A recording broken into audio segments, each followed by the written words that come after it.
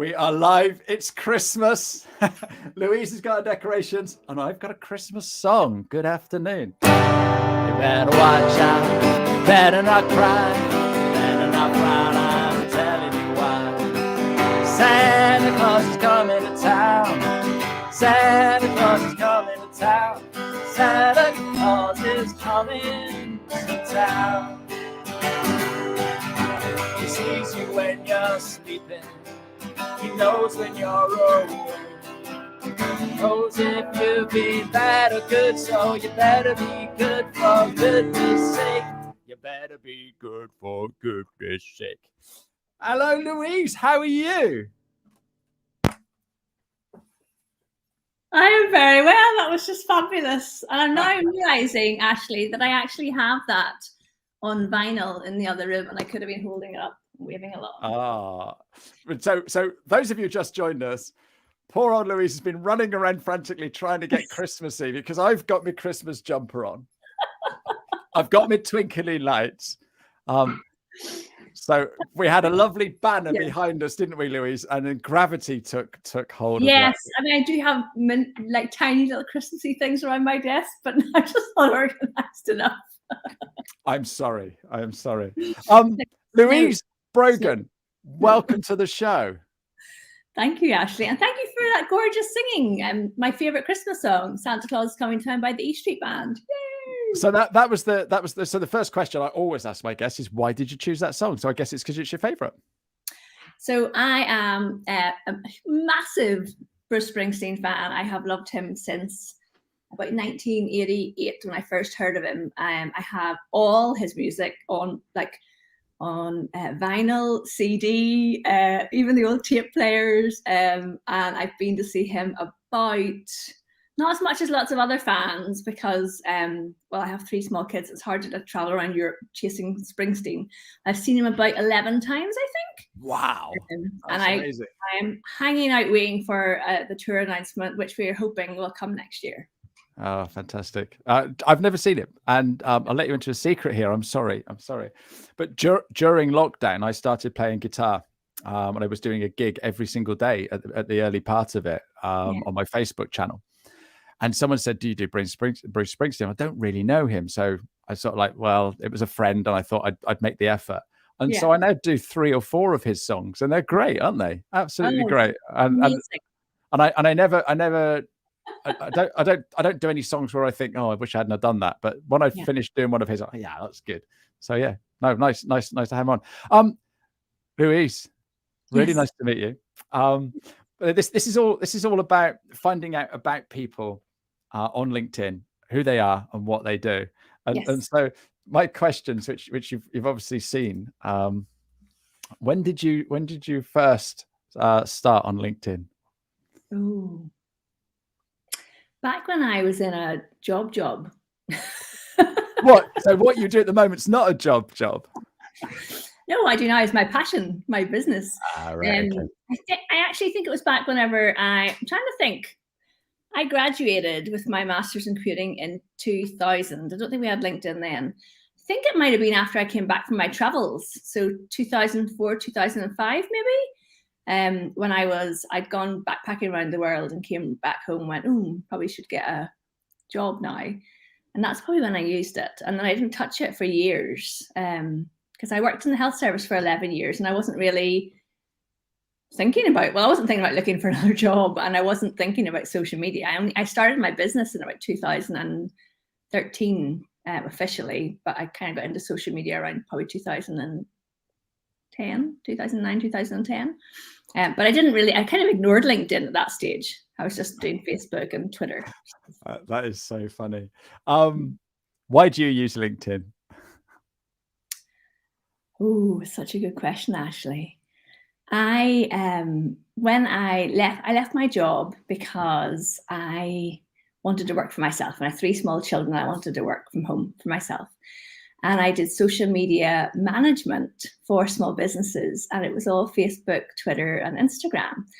And I did a little bit of LinkedIn. And I noticed when I spent time on LinkedIn, I got business far faster than any of those other channels. And I thought, something in this. And then I work with a coach I've been working with her for about 3.5 years, but about 5 years ago, I went on her podcast and she basically said, I think you should focus on LinkedIn. Because not a lot of people who are social media consultants at that time were really looking at LinkedIn. So I thought, that's an interesting idea. And I started focusing a little bit more on LinkedIn. And it's just such a brilliant platform for building relationships and for businesses and entrepreneurs. And once they get convinced of this platform, so much easier to get business than it is on those other social media platforms. So I could literally talk for the next 15 minutes about why I chose LinkedIn, but I'll keep it concise. No, you're right. And that's the thing. We're going to talk a lot about LinkedIn today because it, like you say, it's your passion. And I agree with what you just said about a job. Someone said, and I don't know who it is, but if you do something you enjoy doing and that you'll never work a day in your life again or something like that. I'm paraphrasing, but that's the thing, isn't it? And I've had a real blast the last 7 months of my new business. Yeah. And I've just sat this morning, Ashley, and other people might go, oh my goodness, that sounds really boring. I've just sat wading through a LinkedIn company page to prepare an audit for somebody, and I'm having a blast. Yeah. Like, you're such a bore, but I love it. Kind of marries I'm quite geeky. Like I have a master's in computing. I'm a bit of a geek at heart. I love data, geeking out on stuff. That's why I write like writing for Social Media Examiner. I love researching the life out of a piece of content and writing an article about it. I'm so sorry, my phone is ringing and it's not on silent. That's right. Someone telling you they're just seeing you on this show and some idiot singing to you. But it's that whole data piece and figuring out how things work in tech and online, combined with working with people. Like I'm from Northern Ireland and we like to talk to people. So it's like the perfect combination for me. Yeah, absolutely. No, and this is why I like doing what I do, because you get to see so many different people all the time. And yeah, I think with the looking at the company page, you say you're having a blast. Mm-hmm. And like you say, most people go, you're a bit odd. I'm with you. I'm with you on that, because you see stuff and you're sort of like, why have they done that? Yeah, that's crazy. And it feels like so. I'm a chef by trade. And so whenever I go out for a meal, you're sort of like half a critical eye, but half I didn't have to cook, and you feel like Egon Roney when you go out, or Michelin star or whatever. And I guess what we're doing is a similar sort of thing, isn't it? Yeah, I mean, being able to, like, my business comes from a place of helping people. Basically, at the end of the day, that's what I'm doing. I'm helping people, whether it's to raise their profile on LinkedIn or whether it's to get more leads and sales in their business. And if I can spend, half a day delving through what's going on somebody's company page and present them with a report that's going to help them change how they're doing things, that's going to help them win business, then that's perfect, Yeah. So without looking at, I know there's people who just jump on LinkedIn and just fire any old thing up.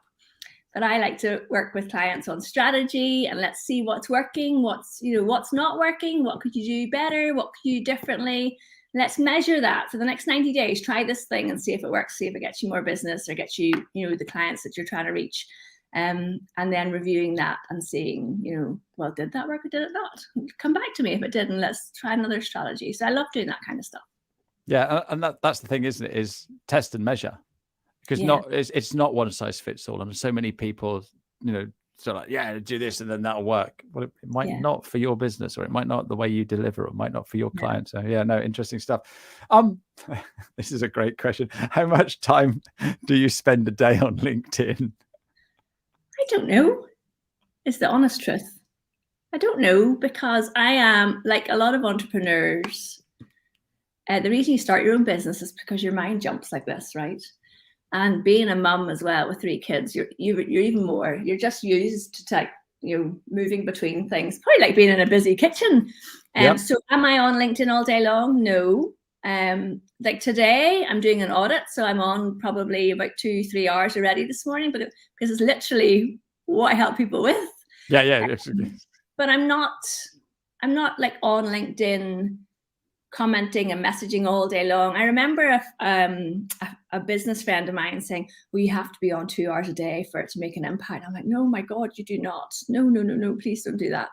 Go and serve your clients and do the work that you do, and you try and maybe carve out, like for someone who really has planted their flag in the sand, this is my platform, I want to focus on building my presence on this platform, then maybe half an hour a day, I'd say, is plenty. Yeah, no, exactly. Do you use any other social media, Louise?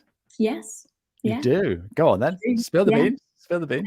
I love Twitter. Okay. I've always loved Twitter. I find it really fascinating. I love the conversations on there, and Twitter is the one where I follow non-business accounts. That makes sense.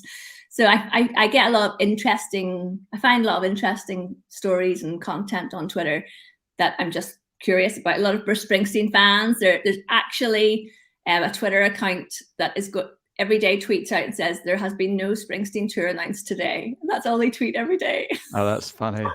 That is funny.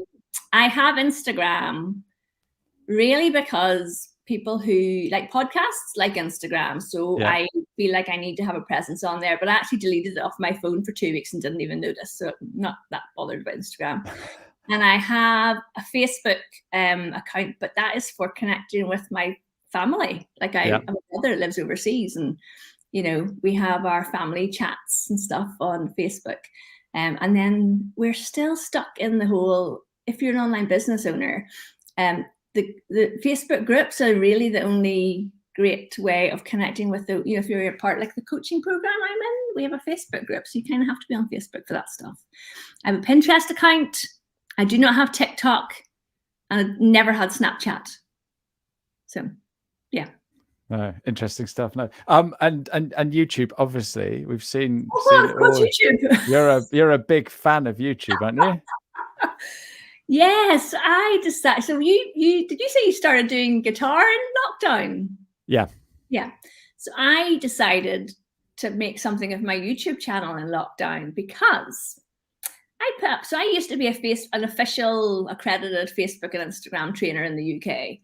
And I had created these little videos for how to do things on Facebook for business years ago.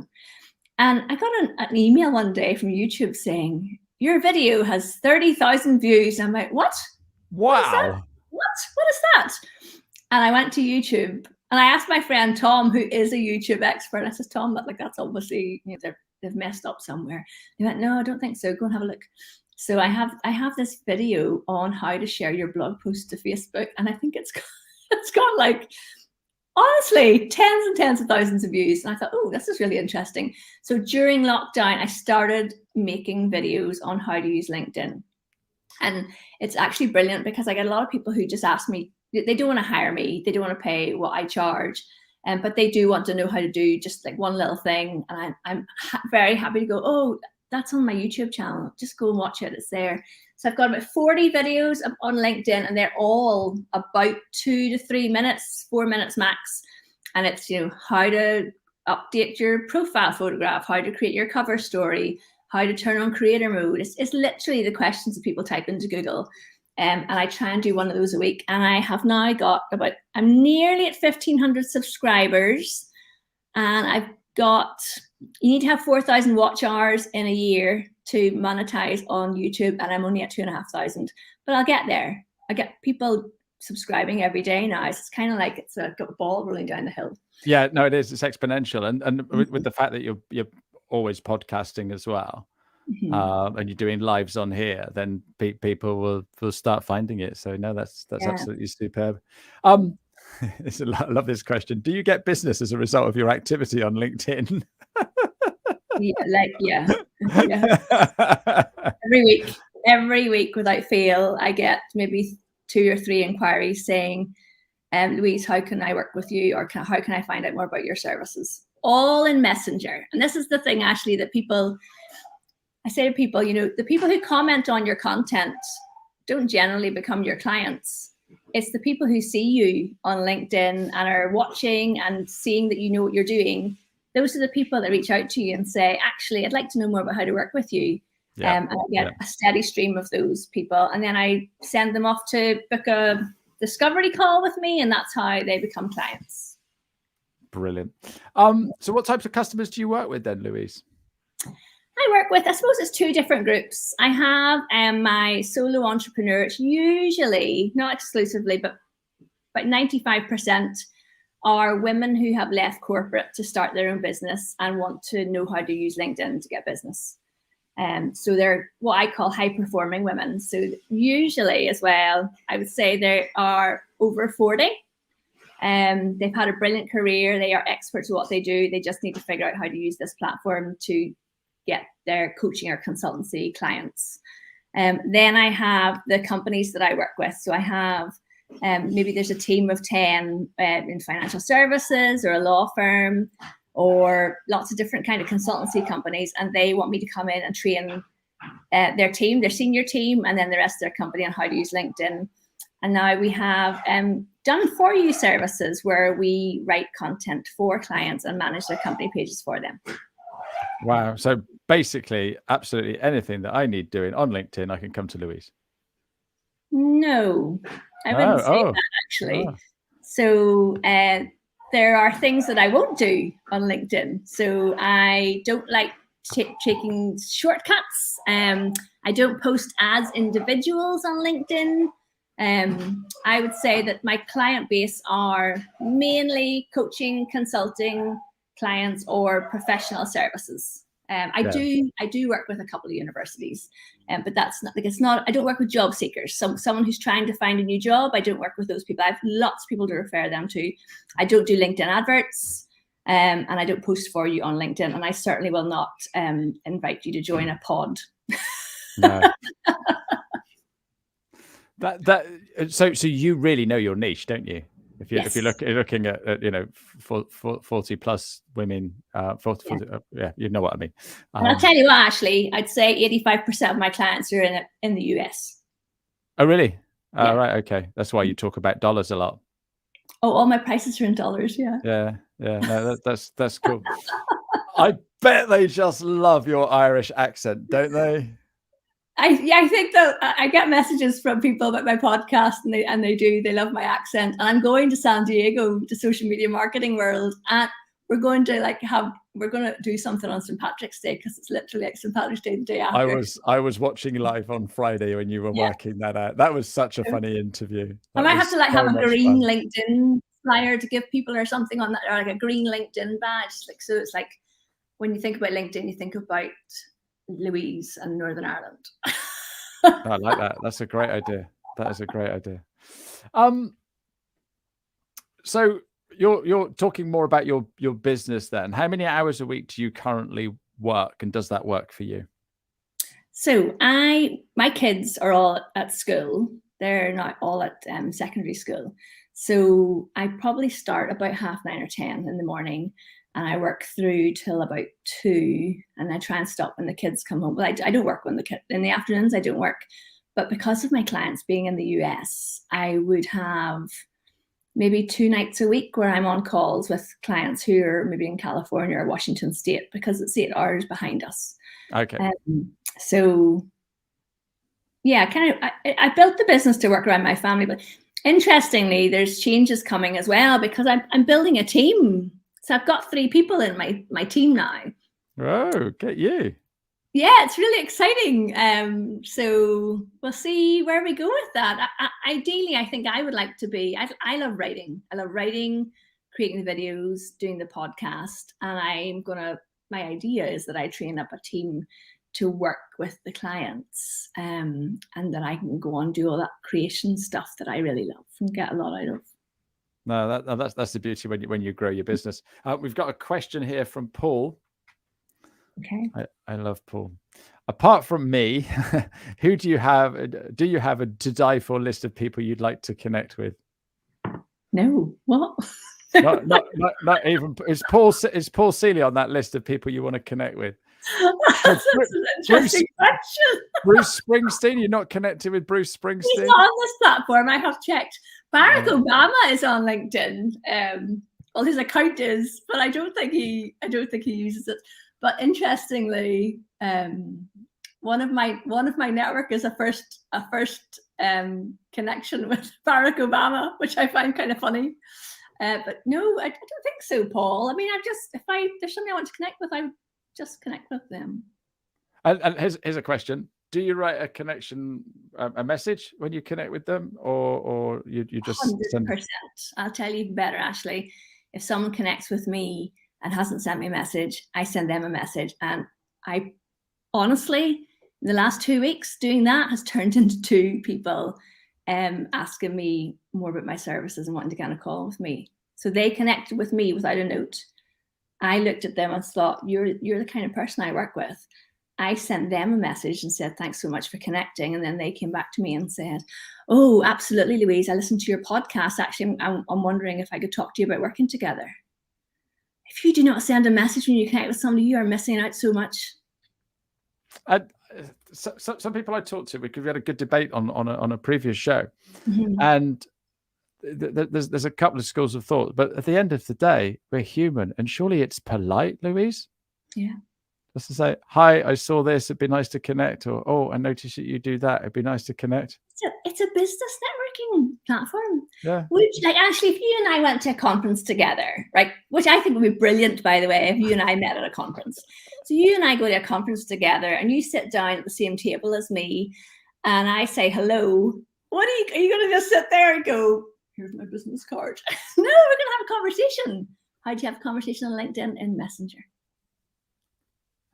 Yeah, it is bizarre, and I think that's the thing that I try and get over to people is LinkedIn is just like being at a conference together or being at a networking event together. Absolutely. We have gone over the 50 minutes already. It just flies by. Yeah, I know. What challenges have you got at the moment with your business?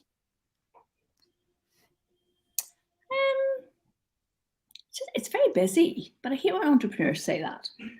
It's busy, which is really good, Ashley. I suppose offering this new agency service is something I am entering into. So it's getting all those ducks in a row. But I don't know. I think it's interesting and fun to be doing new stuff and to have things change and keep you on your toes. So I'm not sure that I see I don't know. I love what I do. I love learning. I love having new things to think about and figure out. So I'm not going to be American and say I'm living my best life. but why can't you say that, Louise?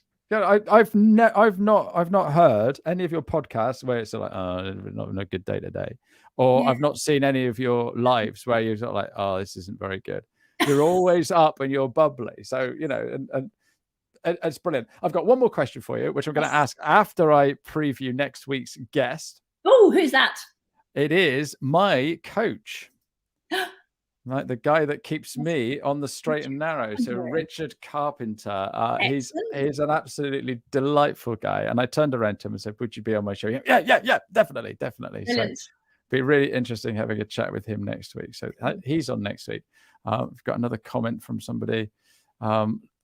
So Richard saying learning and new things and figuring stuff out is great, not cheesy at all. This guy is doing great things. You need to check him out. He's getting into video. Who's generally, not everyone, but anyone generally who's in your network, Ashley, I'd be very happy to connect with. Yeah, that's very sweet. Yeah, no, they're all lovely people. Right, okay. So here's your question then, Louise. Oh yes. What tip would you give your 16-year-old self? Oh my Lord. 16. Go and see more Springsteen videos. Do you know what? When I was 16, so I was doing my GCSEs and I was on this path, A-levels, university, I'd say trust yourself, Louise, because I ended up after uni, I went backpacking and I did that. Like I took forever to find my way. I didn't get my proper graduate job till I was about 25. And I quit that after 2.5 years to go off traveling again with my now husband. And when they talk about the road to entrepreneurship being like that, I mean, it's so true. But I don't think there's any decision that I've made that I regret. So I think trust yourself would be what I would say. I love that one. I love that one. I don't know if you've heard the speech of Steve Jobs. He talks about connecting the dots backwards. Oh. So if you look at what you did and how you got to where you are today, it was all meant to be. Yeah. So it's actually, quite fascinating. For about 30 more seconds, how I ended up getting a master's in computers was on a tiny little rowing boat in Indonesia. We were going to these islands called the Gili Islands, me and a friend, and we met two guys on the boat from London, and I asked him what they did. And he said, oh, I work in IT. And I said, what's that?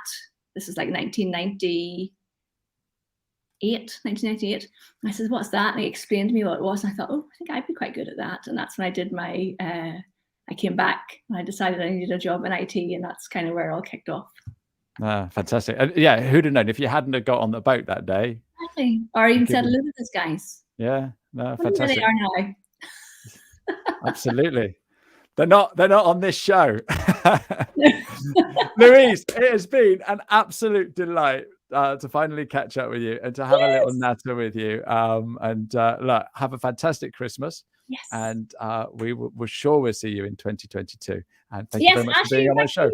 Thanks so much for asking me. It's been brilliant. Awesome. All right, you take care. Thank you very much. Cheers, everybody. See you next week.